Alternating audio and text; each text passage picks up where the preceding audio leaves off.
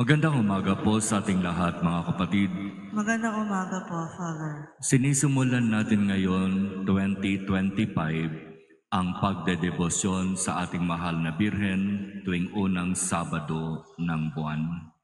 At sinimulan natin ito sa pamamagitan ng pagsama sa prosesyon.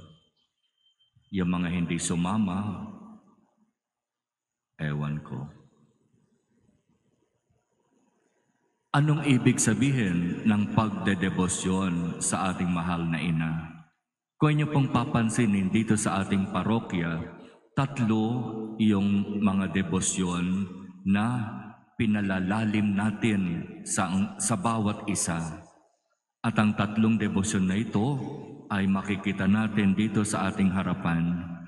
Pagdedebosyon sa ating mahal na patron, San Pablo ng Cruz, tuwing ika-19 na araw ng bawat buwan. Naiiba ng araw kapag ang 19th day ay tumatapat ng linggo.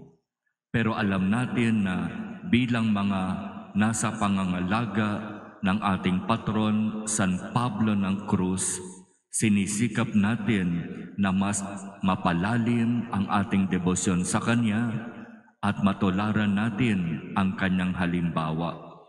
At kasabay din ang pagdedebosyon natin kay San Pablo ng Cruz bilang bayan ng Diyos dito sa ating Shrine Paris. Nagkakaroon tayo ng Holy Hour tuwing alas 8 ng gabi. At inaasahan natin na lahat ng ating mga kasamang naglilingkod sa parokya ay makikiisa doon sa Holy Hour. At pangalawang pagdedebosyon na binibigyan natin ng diin dito sa ating parokya ay ang pagdedebosyon sa ating mahal na Panginoon tuwing unang Biyernes ng buwan. At naririyan ang mga imahe ng Divine Mercy na dinadala natin sa bawat tahanan upang ilapit sa bawat miyembro ng tahanan ang biyaya mula sa ating Panginoon. At ang pagdedebosyon na ito sa mahal na puso ni Jesus tuwing first Friday of the month ay sinisimulan natin tuwing 4:45 a.m. Holy Hour. At pagkatapos nun, ang pagdalo natin sama-sama sa banal na misa. Mahalaga ang pagdedebosyon tuwing first Friday of the month sapagkat ayon sa ipinangako ng ating Panginoon nung siya ay napakita sa visionary ng mahal na puso, mayroon siyang pangako na ipagkakaloob niya sa sino mang magkakaroon ng malalim na debosyon sa kanyang mahal na puso, magsisimba tuwing first Friday of the month, magkukumpisal at tatanggap ng komunyon. Kaya ang pagdedebosyon na ito ay inilalapit natin sa bawat isa sapagkat napakaganda ng ipinangako ng ating Panginoon sa debosyon na ito. At yung pangatlo, yung pagdedebosyon natin sa ating mahal na ina, mahal na Birhen ng Fatima ng Marikina, kung saan doon sa kanyang pagpapakita sa Fatima, panalangin at sakripisyo ang kanyang ipinapakiusap at hinihingi. Para saan? Para sa ikapagbabalik loob ng mga makasalanan, para sa pagkakamit ng pandaigdigang kapayapaan. Kaya itong mga debosyon na ito ay napakahalaga para sa ating parokya. At kung tinatawag natin ang ating mga sarili na deboto, devotee, dapat meron tayong commitment.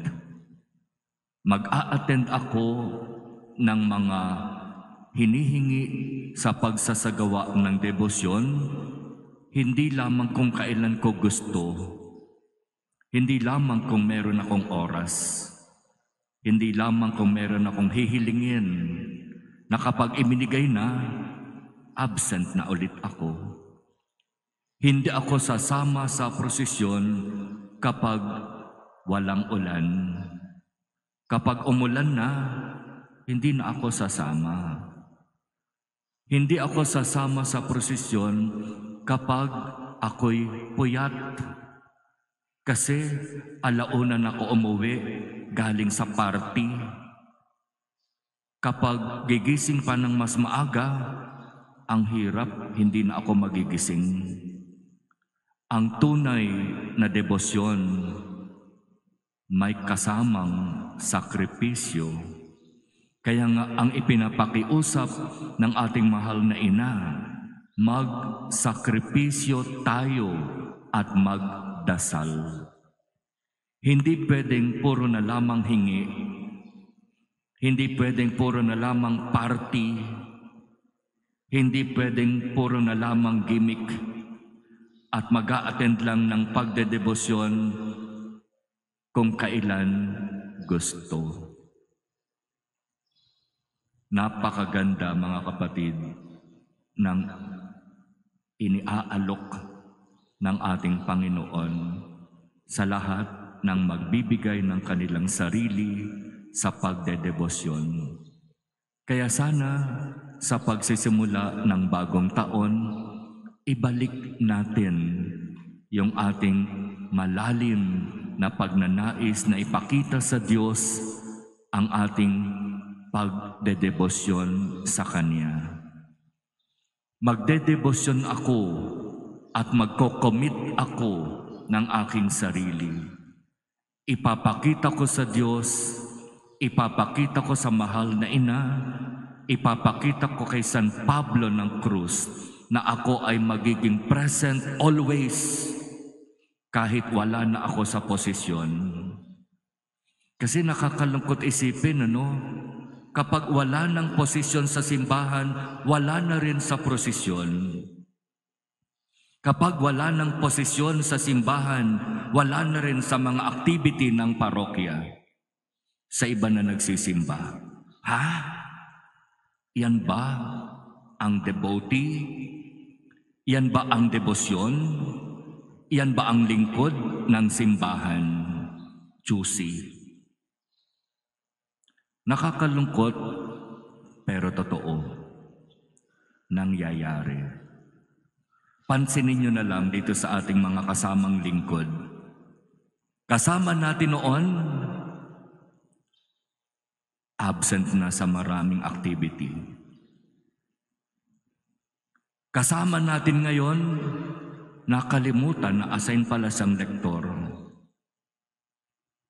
Kasama natin ngayon, hindi mo alam kung ano yung mga kinukwento sa maraming tao na hindi naman alam ang totoo.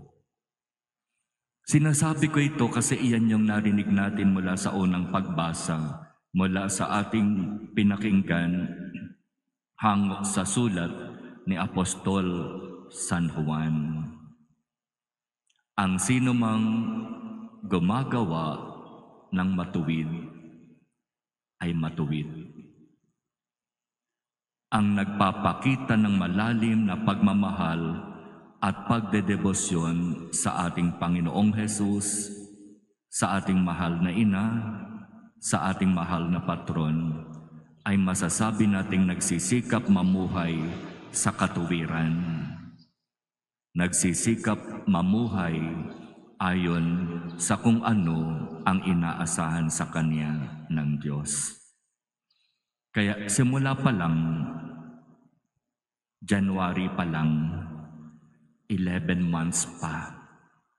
Sana naman dun sa 11 months na first Friday, na first Saturday, na 19th day of the month, always present ka. Kung merong excuse at valid naman, siyempre matutuwa ang Diyos. Kasi a-absent ka dahil hindi mo naman talaga ginusto. Iba yung a-absent ka kasi natutulog ka lang. Puyat ka kasi nag-attend ka ng party. Sacrifice, prayer, yan ang hinihingi ng ating mahal na Birhen. Kung bakit sa maraming lugar, sa iba't ibang pagkakataon, siya'y nagpapakita at nakikiusap, magdasal at magsakripisyo.